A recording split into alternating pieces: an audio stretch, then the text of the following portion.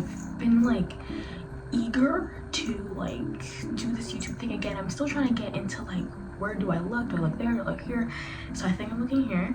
I'm in grade 12 now, which is like crazy to me because like I didn't think that I would be doing YouTube ever again. I was like, yeah, I don't think I have the time for this, but here I am. So it's been a while and I definitely want to do like a catch up, like what happened to me, why was I gone for so long, why did I leave, but not today. It's not that big of a deal. But I'm in grade 12, as I said, and I'm getting more into helping people. And one thing that I have been growing in is my academics, and I want to actually share, because I'm a Christian, as I mentioned, but I want to share with you guys how I got through high school as a Christian, upkeeping my grades and balancing life. Hey guys, I'm Eden Lord, and today we're going to talk about becoming an academic. I hate saying academic weapon, but we're going to talk about how we can be academically driven as Christians and as students. So let's go. Okay, so when it comes to your academics, I would say it's really easy to try to like find your like what works for you, what methods are yours, and then like you're still kind of stumped. So in grade 9, my grades in grade 9 were not the best. Let's be honest here, we have to be transparent. My grades in grade 9 were like it was grade 9, we came back from COVID, and I was starting then to become academically driven, but like it wasn't like a full like, yes, let's do this. Like I was like really geared towards it, but I had to figure out what worked for me. So the first thing that I want to talk about is finding the study techniques that are yours. It took me, I think, at least 2 years to get into the habit of this is what I need to do to study for this class. This is how I'm going to do it, and I'm going to see the results. So for subjects like math, you need to know, number one, like what's your best approach? Some people like to redo questions several times. Other people like to work on whiteboards. I'm one of those people. But you need to know the methods that help you. So that could be cue cards. And this is not just for math. This could be biology. This could be for physics definitions, chemistry definitions. You have to find what is yours. So if I learned anything in, my years of high school, it's what study techniques are going to help me so that I can help myself. So like for bio, I use a whiteboard and I do active recall. So it's like I'll read over something in the textbook and then I'll go and I start writing it down on the whiteboard, and then I go and I say, okay, can I memorize what I just took from the textbook, put it on this whiteboard, and is it identical? Then if I'm missing anything, I go back in a different color and then I write what I'm missing. That's one thing. Flashcards, very good for active recall, because what active recall does is it prones you to recall the information that you may have forgotten. And then it could be methods where, let's say you have stuffed animals or you have like a dog or like your family, teach them. When people ask for my help in school, I'm glad, because it's like, yes, that's how it helps me study. When you teach people, not only are you teaching yourself, but you're explaining it in a way that you're not complicating it. So now when you're at your test, you can recall it in a better way. So the first thing, especially when it comes to studying as a Christian, you have to obviously figure out, how can I study, like I said, in a way that's going to help me? So that could be flashcards. That could be, like I said, using a whiteboard. That could be teaching people. But those are 3 mechanisms that I've done that have helped me, that have skyrocketed my grades. Math, for example. I was not doing good in math in grade 9 and 10. Not my favorite subject as of that time. I started practicing a lot of the questions on my whiteboard, and any question I didn't get, I put them down on my whiteboard and I'd go and I'd find solutions online, or I'd ask my teacher, and my grade, I kid you not, increased drastically. I had a 90 in grade 11 in not in advanced functions, but in functions I had a 90. I continued the practices that I learned from all of the years. This year, in advanced functions, I have a 99. That's why I say it's so important, especially early, to figure out how do you study, because once you find that out, it helps you. So a big tip for navigating high school and becoming very good academically, you need to find out what works for you, and that's trial and error. Like it's gonna take time. Like I didn't really get the hang of it until grade 11, and no one wants to wait that long. But at the same time, if I didn't learn, I wouldn't have grown.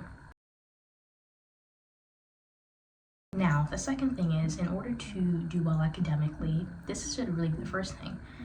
Put God first. This is a hard one to talk about because, especially when you're a Christian and when you're doing schoolwork, all you want to do is put yourself first, put your school first. You don't want to take the time for God because you're so focused on, what if I fail? What if I do this? What if I do that?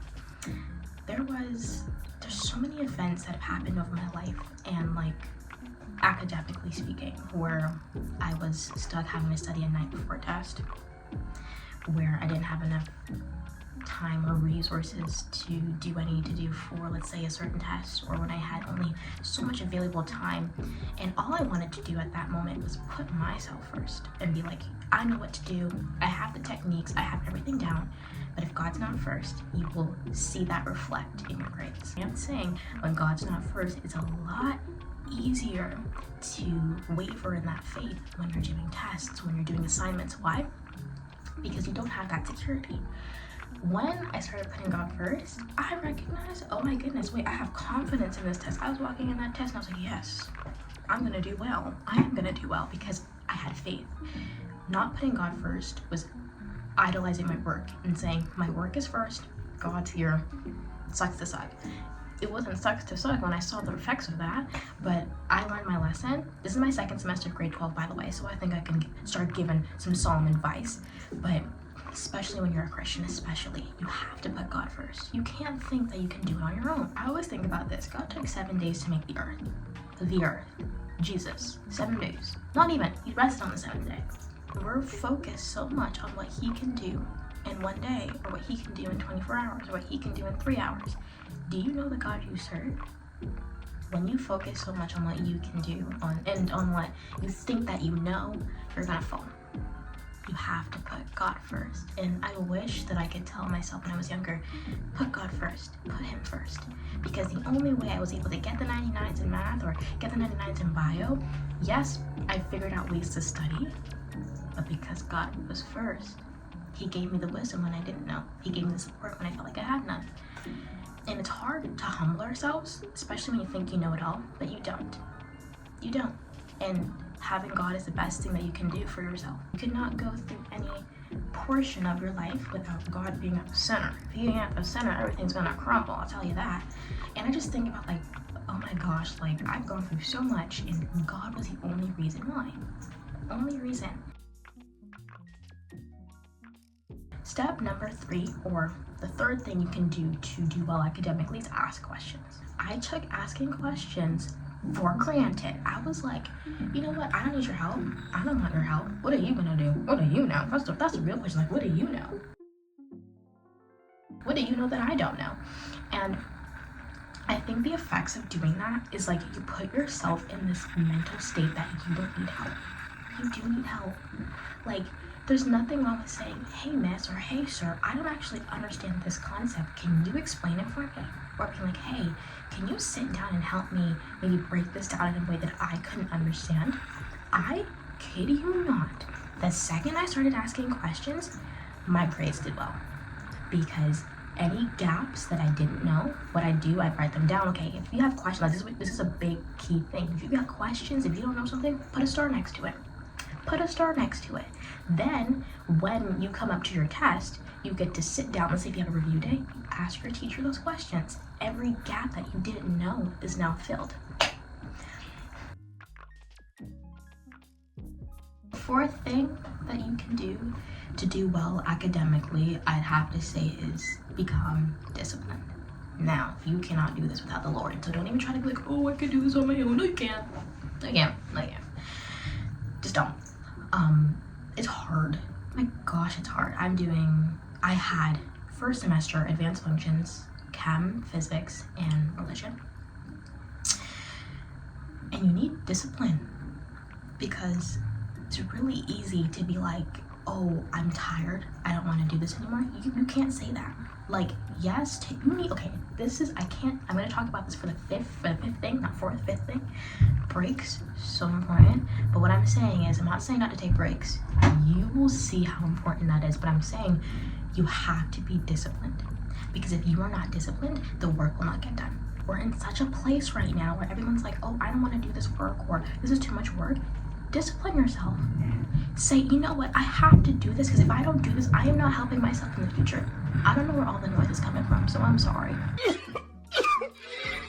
But I'm saying, if you don't take the effort, the persistence, and the discipline to do what you know you need to do, you're doing it to yourself. If you do not discipline yourself, you're harming yourself in the sense of you're not helping your future.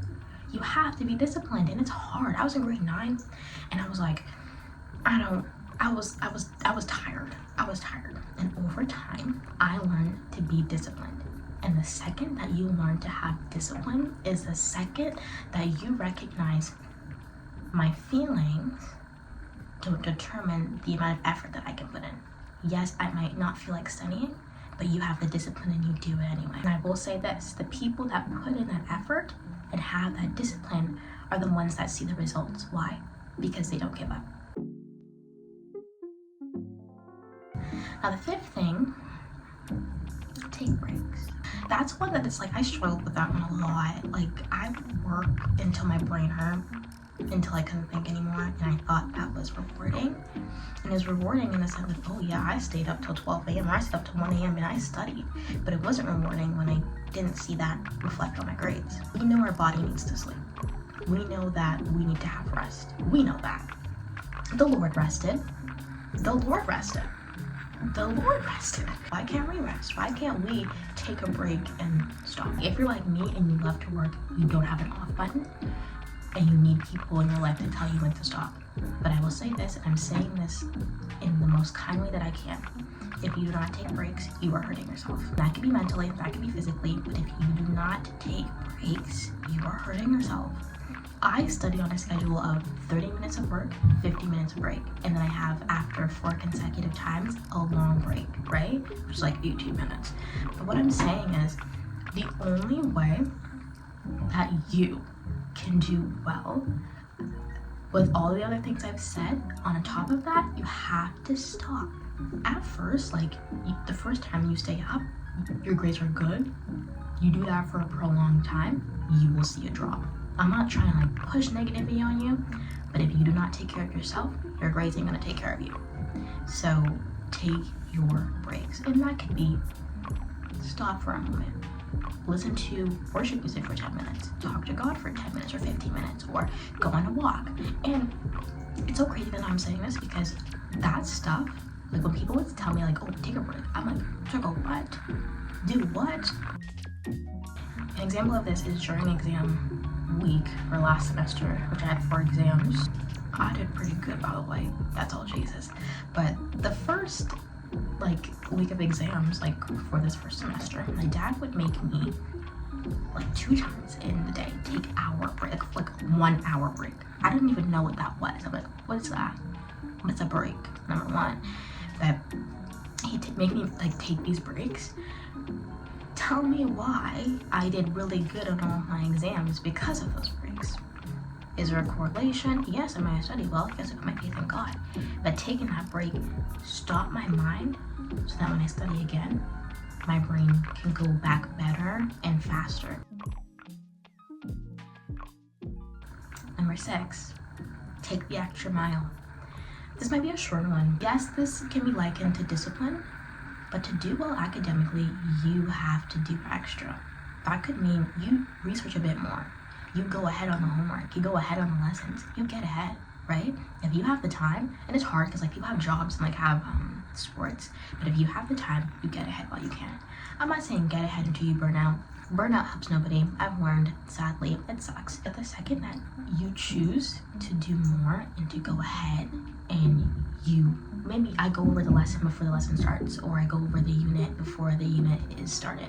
Then when my teacher teaches it, he's at this point just filling in the gaps of stuff that now I've already had an understanding of. Now I have a more fuller understanding of it because I took the extra mile. In Colossians 3:23, it says to work heartily for the Lord, not for men. You do it for God. You put in that extra effort, you work hard for Him. It just makes me happy because like I just think of like all the times I didn't do that, and growing and learning to put in that extra effort is amazing. but growing and learning, putting that extra effort for God is even more amazing. I just think about like a lot has changed over the past years, but you gotta put in that effort. You have to. It's not about showing people, oh yes I'm this, oh yes I'm great. It's about setting yourself up for success in the sense of I'm gonna do all that I can, you know, in helping myself, and that not in the sense of a prideful thing. I'm not saying go do things and hurt others in spite of it. I'm saying when you have those opportunities to go ahead and to do more, you take them. You do it for His glory, because I've always seen the second that I have more time and I know that I can maybe go ahead on a lesson, not only does that help me for when we do go through that lesson, like I said, when my teacher goes over it, then I'm thinking, well, I can do all of this for God's glory. I can work hard and put all this effort in for Him. And then doing it, actually doing more, ends up glorifying Him in the end. And it's a beautiful thing. The seventh tip or step or thing I got to do well academically is to not give up. I know, it's tiring, it's exhausting. You're looking at your life, you're looking at the people next to you who get higher grades than you, who are doing better than you. Guess what? It's not a race between you and them, it's a race between you and yourself. And I'm so glad that I didn't throw in the towel when I got a bad grade on a chem test, or when I got a bad grade in math a few eons ago. Because if I gave up, I would never have gotten to see how much I was able to flourish as a student, but most importantly as a Christian. I've gotten so much closer with God because I chose to have faith and put Him first in my work. But you can't give up. It says in Romans 8:37 that we have overwhelming victory, that we win at the end of the day as Christians. So when you go into a test, when you go into doing an assignment or a lab, you recognize that you have victory. You can't give up, because there are people who are counting on you in the end. I always think of, there's people in the future who might be waiting for you to come and spread the word to them, or to make that positive impact in their life. If you give up now, you will never be able to influence those people. So you have to keep on going. You have to keep on going. You can't stop. Because people are going to tell you you can't do it. They're going to tell you you're not able to do it. You're not equipped to do it. Remember who you are in Christ, and you go and you do it, because you will see the results. So guys, I thank you so much for watching this video. I am so glad to be back. Does that mean I'm going to post more often? God willing. God willing. I'm trying to like get more videos out about like school stuff, because like acceptance are coming in. But I really want to make more videos about God, and if I can make an impact on someone's life, doesn't matter big or small, I'm gonna do it. So yes, I'm gonna try filming more, but other than that, guys, have faith, trust in the Lord, and recognize, don't get the grades for your glory and for your, praise. Do it for the Lord, and it feels so much better that way. Once you do it for Him, glorify Lord Jesus. It like things feel good, right? So focus on God, focus on Him, and I will see you guys in my next video.